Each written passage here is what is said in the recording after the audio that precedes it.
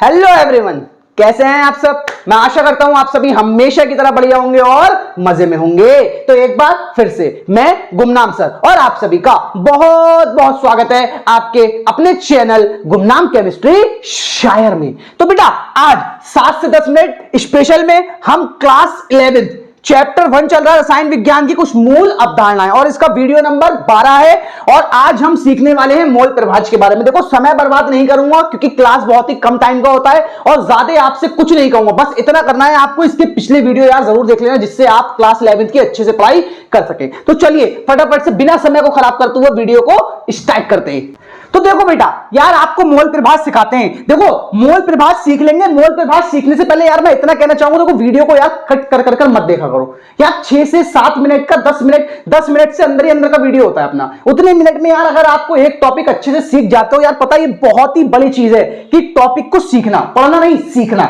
ठीक है, तो वीडियो को बिना स्किप करें अंत तक देखो। देखो हर टॉपिक आपके दिमाग में घुस जाएगा और जैसे मैं पढ़ाता हूं ना लोगों को वैसे आप भी पढ़ाना सीख जाओगे। देखो आज मोल प्रभाज जिसे एक्स से प्रदर्शित करते हैं और इसका एक और नाम होता है मोल अंश, इसे इंग्लिश में कहते हैं मोल फ्रैक्शन। ये तो होगा इसकी बात, ठीक है। इसे किस किस नाम से बुलाया जाता है। अब बारी आती है कि मोल प्रभाज की डेफिनेशन क्या होती है। देखो सिंपल सी डेफिनेशन है, विलयन के किसी एक अवयव, विलयन के किसी एक अवयव, विलय या विलायक, मतलब या विलय की बात होगी या विलायक की, दोनों की एक साथ बात नहीं होगी। तो विलयन के किसी एक अवयव, विलय या विलायक, तो हम विलय का अलग करेंगे और विलायक का अलग। यहीं से ही ये बात तय हो जाती है कि विलय का अलग होगा और विलायक का अलग होगा। तो के मोलों की संख्या तथा विलयन के कुल मोलों की संख्या के अनुपात, अनुपात समझते हो ना, बटे में बटे का निशान भाग देना, अनुपात को विलय या विलायक का मोल प्रभाज कहते हैं। देखो यहां पर भी है विलय या विलायक का मोल प्रभाज कहते हैं, मतलब दोनों का अलग अलग निकालना है। ठीक है, पहली बात तो यह तय होती है। डेफिनेशन सीखने के बाद में माना विलय के मोल स्मॉल एन तथा विलायक के मोल कैपिटल एन हो तो देखो विलय का मोल प्रभाज क्या होगा और विलायक का मोल प्रभाज क्या होगा ये हमें जानना है। देखो जान जाएंगे, लेकिन सपोज इधर की थोड़ा सा ध्यान दे लो, थोड़ा सा ध्यान दे लो बेटा, थोड़ा सा यकीन मानना बिल्कुल मक्खन हो जाएगा, बिल्कुल मक्खन हो जाएगा। ऐसा लगने लगेगा कि यार आप इसे पहले से जानते थे, पहले से आता था आपको टॉपिक। देखो विलयन, विलयन दो चीजों से मिलकर बनता है, एक तो होता है विलय और एक होता है विलायक। इन दो चीजों से मिलकर बनता है कोई सा भी विलयन। ठीक है, विलयन दो के मिनिमम दो चीजें तो होंगी होंगी, विलय और विलायक। अब कितने विलय कितने विलायक है वो एक अलग चीज है, लेकिन दो चीजें मिलकर बनता है, दो अवयव होते हैं विलय और विलायक। अब देखो हमने क्या करा है, विलय के मोल मान लिए स्मॉल एन और विलायक के कैपिटल एन। तो क्या मुझे कोई यहां पर बता सकता है कि विलयन के मोल कितने होंगे। विलयन इन दो से मिलकर बना तो विलयन के अंदर मोल इन्हीं दोनों का योग तो होगा, तो विलयन के जो मोल होंगे वो कितने होंगे, एन प्लस कैपिटल एन, यही तो होगा विलयन के मोल। बस यहीं पर कहानी यार खत्म हो जाती है और मोल प्रभाज बिल्कुल ही खत्म हो जाता है। कहने लगता है कि भैया अब मेरे अंदर कुछ नहीं बचा है, कुछ नहीं बचा है, आओ और मुझे सीख लो यार, डूब जाओ मेरे अंदर आकर और मुझे सीख लो। क्या सीखना है, विलय का मोल प्रभाज। विलय का मोल प्रभाज, देखो विलय का मोल प्रभाज कैसे निकालेंगे। जिसका मोल प्रभाज निकालना है उसके मोल ऊपर बटे में विलयन के मोल। तो विलय के मोल कितने माने, स्मॉल एन, और विलयन के कितने हैं, एन प्लस एन। ये आ गया आपका विलय का मोल प्रभाज। जब विलायक का निकालेंगे तो विलायक के मोल ऊपर रख दीजिए, नीचे विलयन के मोल। ये आ गया आपका विलयन का मोल प्रभाज, सॉरी विलायक का मोल प्रभाज। अब बात आती है विलयन बना विलय और विलायक से मिलकर, तो विलयन क्या भी तो मोल प्रभाज होता होगा।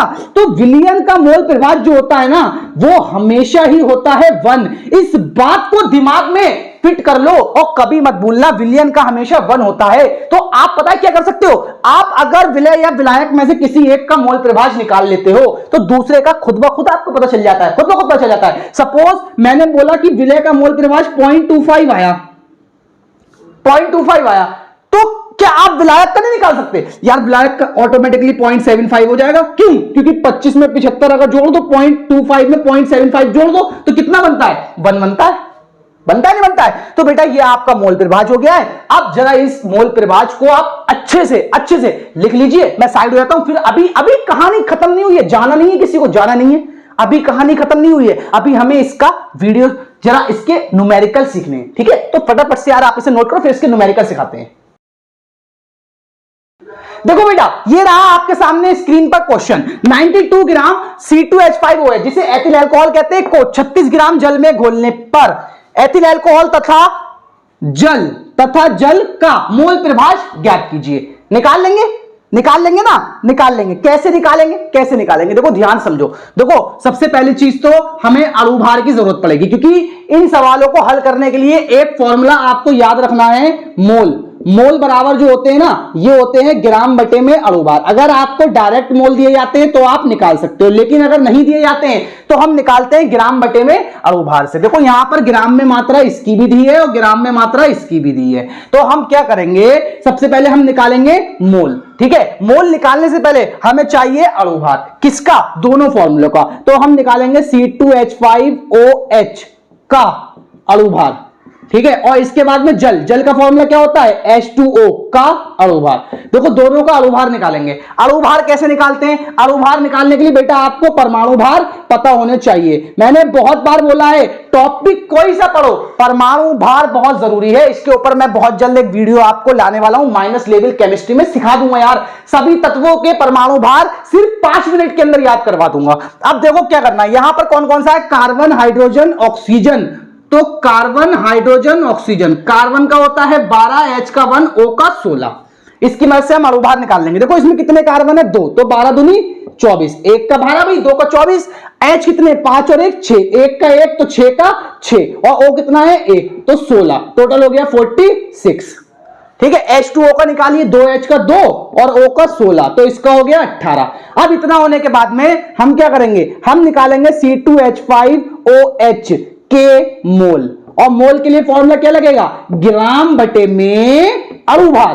और ग्राम में भार बेटा इसका कितना है, ग्राम में भार कितना दिया है, 92, तो ये लगाइए बटे में अणुभार कितना था, 46 दूनी 92, तो ये आ गए इसके 2 मोल। इस तरीके से आप निकालिए H2O के मोल, फॉर्मूला सेम लगेगा, ग्राम बटे में अणुभार। H2O का ग्राम में भार कितना है, 36, बटे में अणुभार कितना है, 18, तो 18 दूनी 36। तो दोनों चीजों के मोल कितने हैं बेटा, 2 और 2, दोनों के मोल कितने हैं, 2। अब हम क्या करेंगे, अब हम निकालेंगे एथिल अल्कोहल का मोल प्रभाज। मैंने बोला है जिसका मोल प्रभाज निकालते हैं उसको ऊपर रखते हैं और टोटल मोल नीचे रखते हैं। तो इसका मोल प्रभाज निकालना है ना, तो इसके 2 मोल को ऊपर रख दीजिए, विलयन बना है एथिल अल्कोहल और जल से मिलकर, तो दोनों के मोल 2 + 2 नीचे रख दीजिए, तो 2 बटे में 4, 2 एकम 2, 2 दूनी 4, 1 बटे में 2, ये हो गया इसका आंसर। इस तरीके से आप H2O का मोल प्रभाज निकालिए। जब आप इसका मोल प्रभाज निकालेंगे तो देखिए क्या करना है आपको, भैया इसके भी मोल भी तो 2 ही हैं, तो 2 बटे में 2 + 2, तो 2 बटे में 4, 2 एकम 2, 2 दूनी 4, तो इसका भी बचा 1 बटे 2, ये हो गया आंसर। देखो इतना कितना सिंपल था। और अगर जिसको अभी भी मन में डाउट है, मैंने बोला था ना सदैव विलयन में कितना होता है 1, देखो दोनों का आंसर आया 1 बटे 2, तो दोनों के आंसर को जोड़ लेते हैं, पता करते हैं विलयन, क्योंकि विलयन इन दोनों से मिलकर बना है ना, तो इन दोनों के आंसर को जोड़ लेते हैं, मोल प्रभाज को देखते हैं कि 1 आता है, अगर 1 आ जाता है तो सही रहेगा। तो बटे में 2 एलसीएम आ गया, ऊपर 1 + 1 जो हो गया 2 बटे में 2, तो बचा 1, तो विलयन का कितना हो गया 1, और विलयन का अगर 1 मोल प्रभाज आता है तो आपका आंसर करेक्ट है। तो बेटा ये आपके लिए मोल प्रभाज मैंने पूरा कंप्लीट सिखा दिया है, इसके ऊपर क्वेश्चन बता दिया, बहुत इंपॉर्टेंट टॉपिक है क्लास 11th क्लास 12th दोनों के लिए। ठीक है, तो इसी के साथ बेटा मैं अलविदा लेता हूं, आपसे फिर मुलाकात होगी एक नए और धमाकेदार वीडियो के साथ।